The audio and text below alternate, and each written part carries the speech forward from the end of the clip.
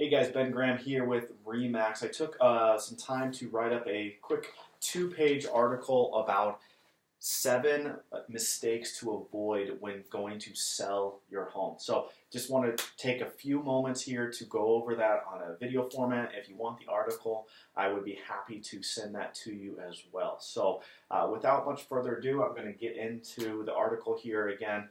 This is going to be probably about a 5 to 8 minute video. So if you are interested in selling your home, I'd advise watching it.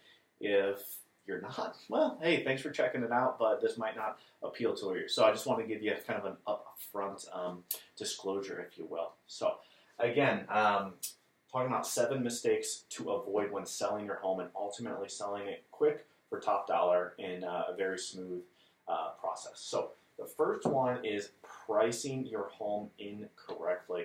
I cannot stress that enough.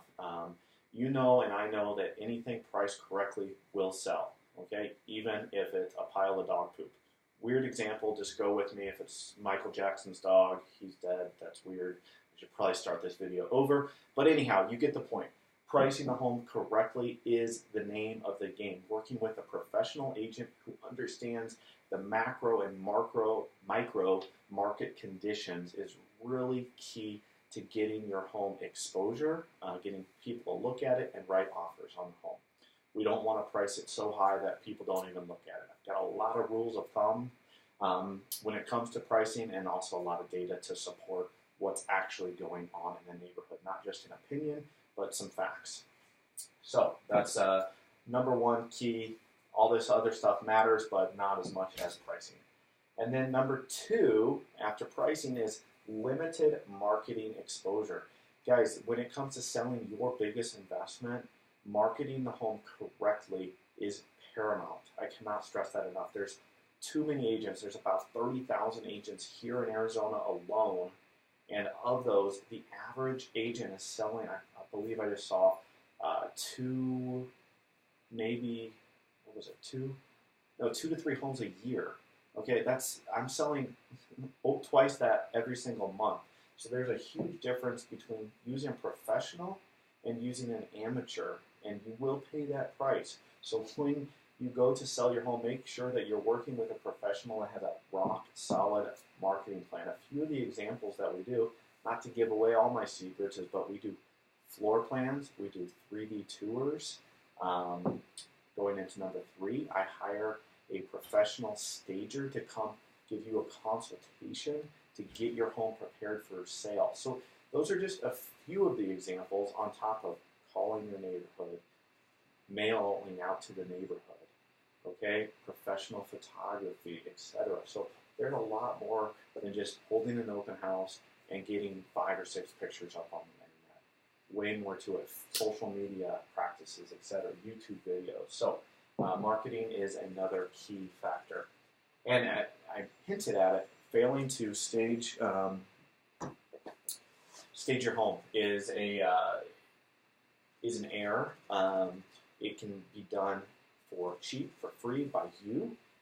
Like I said, I do have somebody on standby that I can hire at my expense to come and take a review of your home and help you, give you ideas to clear the clutter, rearrange some furniture, just make the home show and present itself a lot better. So that is something that, again, using a professional agent that's in and out of homes all day, doing a lot of transactions, they know what to look for and how to help you get your home ready. And then number 4 is revealing too much. Now, this isn't so much of a problem anymore, especially when you work with me. I'm going to coach you through this, but what that means is saying too much to the buyers, whether in person, which you shouldn't be interacting with the buyers and around for showings, but also what the house communicates, or if you leave any breadcrumbs behind as far as where you're going, showing your cards, how quickly that you need to move, it's a fire sale, etc. If that's the case, that's the case, and you want to reveal that for a quick sale. But overall, we don't want to, again, show our cards about what the full situation is in order to increase the offer that we get on the home. Number 5 is not understanding your rights. Now, this is referring to contracts.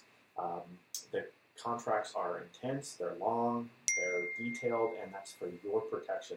Whether it's a contract with me, your agent, but more importantly, contract with the buyers. What stays with the home? What personal property goes? How does the oven have to be working through closing? Do the utilities have to be on? Do I keep paying HOA? Etc. There's a lot of nuances and micro situations that go into the selling process, and understanding those contracts is, again, key to ensuring a smooth transaction. Number 6, not having an out clause. I mean, that's simple.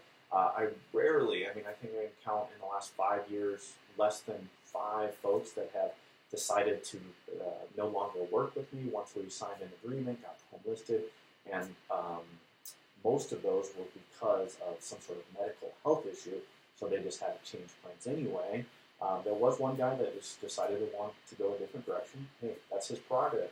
So basically ripped up the contract and said, hey, carry on. If you don't want to work with me, I think this would be a mutual, let's move on kind of scenario. So make sure that you have a way to get out of the contract if you need it. And then number 7, all of this boils down to selecting the wrong agent, or in this case, selecting the right agent. Again, working with a professional is key. Somebody that's doing this all day, every day, helping you set the right pricing strategy and the right marketing strategy. So everybody knows an agent: their brother, their sister, their aunt, their uncle, their cousin, their cousin's friends, dog, sister, you name it. There's a lot of real estate agents out there. Unfortunately, there's a lot that don't actively pursue and engage in the real estate process. So make sure you interview some agents so that you don't make any of these 7 mistakes in selling your home. Again, Ben Graham with RE/MAX. If you have any questions about this topic or anything else real estate related, please don't hesitate to call, text, email. We'll see you around town.